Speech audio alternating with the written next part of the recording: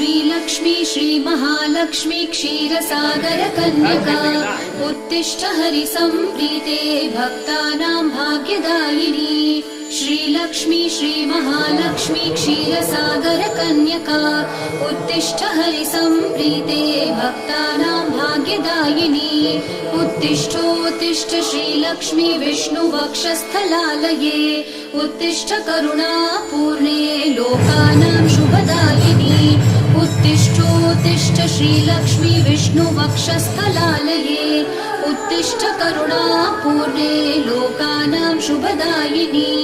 श्रीपद्ममध्यवसिते वरपद्मनेत्रे श्रीपद्महस्तचिरपूजित पद्मपादे श्रीपद्मजातजननी शुभपद्मवक्त्रे श्रीलक्ष्मी भक्तवरदे तव सुप्रभातम्।